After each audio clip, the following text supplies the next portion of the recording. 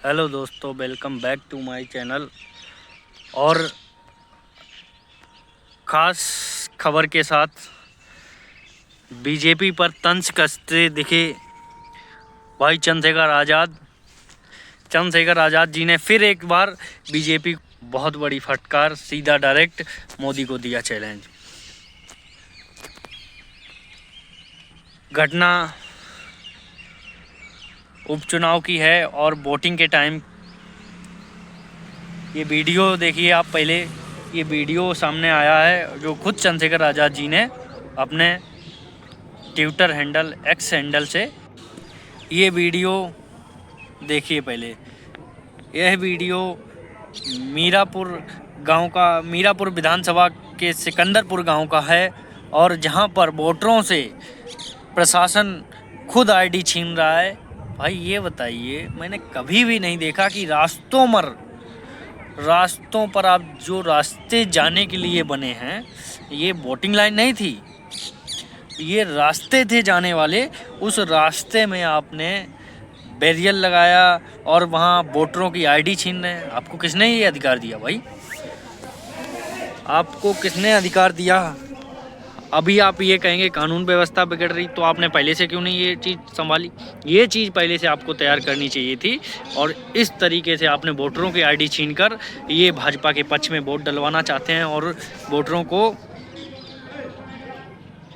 और मुस्लिम वोटरों को, खासकर मुस्लिम वोटरों को वोट नहीं डालने दे रहे हैं ये प्रशासन के लोग। इसलिए ये ना भूलें कि आपको जो वर्दी मिली है, जिस वर्दी के साथ आप शान से चल रहे हैं, वो संवैधानिक तौर तरीक़ों से मिली है और संविधान के नीचे रहकर आपको ही काम करना पड़ेगा, संविधान के दायरे में रहकर काम करना पड़ेगा। एक बात याद रखें, अगर संविधान भूलोगे तो याद दिलाने के लिए भीम आर्मी खड़ी रहेगी हमेशा। ये क्या है आपका? देख, एक बात याद रखिए, प्रकृति समय बदलता रहता है और सरकारें भी बदलती हैं। घड़ी में 12 बजते हैं, ये तो नहीं है कि वो 12 ही बजाती हो, केवल 1 भी बजाती है, 2 भी बजाती है, 3 भी बजाती है। इसी तरीके से समझिए, समय बदलता है और सरकार भी बदलेगी। फिर आप समझिए आपका क्या होगा।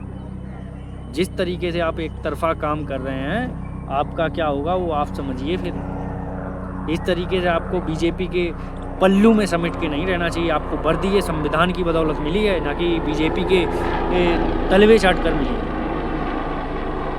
इसलिए आपसे कहूँगा कि संविधान के दायरे में रहकर काम करें और ये जो वोटिंग जहाँ पर नहीं करवाई गई है, वहाँ री वोटिंग करवाई जाए और जहाँ पर ये वोटरों को रोका गया है उनको तत्काल प्रभाव से छोड़ा जाए। वरना आप समझ लीजिएगा, इतना बड़ा आंदोलन होगा, समाज पूरा उतरेगा इस आंदोलन में, जिसकी आपने कल्पना भी नहीं की होगी क्या होगा। अरे ऐसे थोड़ी लोकतंत्र की तुम सरेआम हत्याएं करते जा रहे हो और प्रशासन के लोग आप बराबर साथ भी दे रहे हो उसमें। अरे फिर चुनाव आयोग से कह दीजिए चुनाव ना कराएं, आराम से आप खुद ही सब कुछ कर लीजिए। प्रशासन के लोगों को वहाँ संवैधानिक तरीके से लोकतंत्र बचाने के लिए खड़ा किया गया और आप लोकतंत्र की हत्या करने पहुंच गए वहाँ। अभी बीते दिनों आपके पास वोटर लिस्ट पाई जाती है आपके यहाँ प्रशासन के हाथों में। उसका आपका क्या काम है? आपको उसका क्या काम है? जो ऑफिसर वोट डलवाने जाते हैं, जो पोलिंग देखते हैं, उनके हाथ में होनी चाहिए, ना कि आपके हाथ में। आप वहाँ सुरक्षा के लिए गए हैं, कानून व्यवस्था ना बिगड़े उसको देखिए। आपके हाथ में लाठी हो, बंदूक हो, जो कानून व्यवस्था ना बिगड़े उसके लिए, ना कि आप वोटर लिस्ट को पकड़ के घूमिए।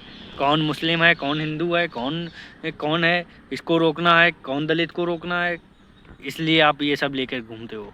इसलिए ध्यान रखें, सत्ता बदलती रहती है और सत्ता के सहारे में काम ना करें। अगर दिमाग खराब हो गया हो तो वो भी आपको सत्ता बदलने के बाद समझ में आ जाएगा। जय भीम, नमो बुद्धाय।